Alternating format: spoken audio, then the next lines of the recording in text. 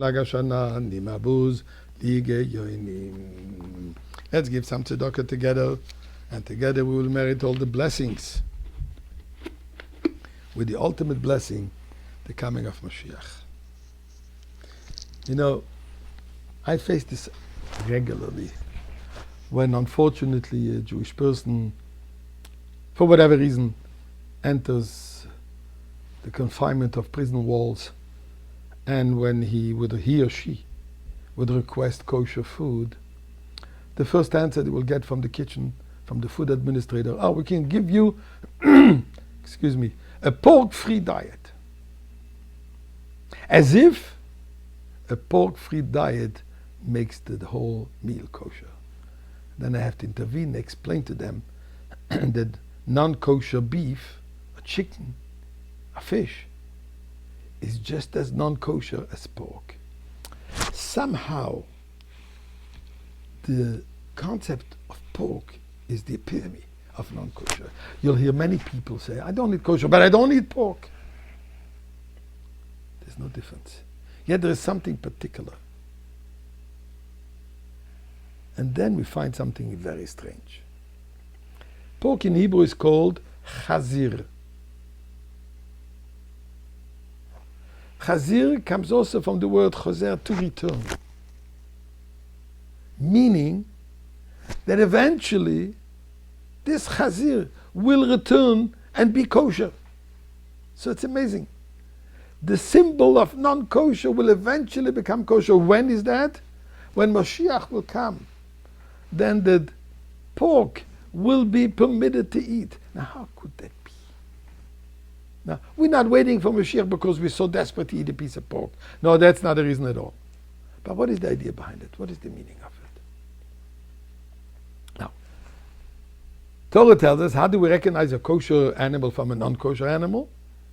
If it has a split hoof, cloven hoof, and it chews its cud. The chazir is the only animal that has a cloven hoof but doesn't chew its cud. In fact, there's a Yiddish expression, a kosher chazer fisel, showing his foot as if indicating that it's kosher. That's the only one. What does that mean? It means that it's a kind of animal that is externally has the kosher symbol, presents itself as being kosher internally, chewing its cud, which is an internal activity, non-kosher, but presents itself as being holy, presents itself as being kosher. Our sages tell us that this represents the individual who has a deceptive posturing, making others believe that she is something that he or she is not, giving an external appearance of being very holy. As an example, Esav, and Esav is called a pig for that matter. Esav presented himself to his father as a very holy guy, and turned inside this guy was as evil as could be.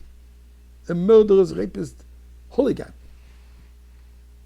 Yet came to his father, he asked all these holy questions to the point, do you have to tithe salt? Representing something which is not. Deceiving, says the Rambam, is a form of theft. Why? You're stealing the person's opinion. You're stealing the person's mind. And according to Rambam, it's one of the 613 prohibitions. So, back to the chazir. The chazir represents a lifestyle of deception. That's the life of exile. All these so-called human rights activists that we see today present themselves as democracy. Really? Inside? It's pure, simple anti-Semitism. Hatred to the Jew, which is expressing itself, but in a beautiful external garment. That's exile.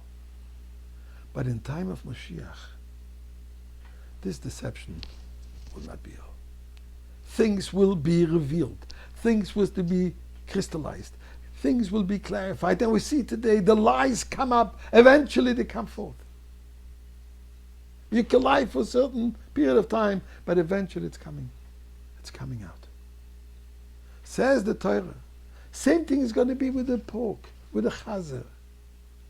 That his internal qualities will be transformed and be good. And therefore, externally and internally is good, is kosher. So this is our task.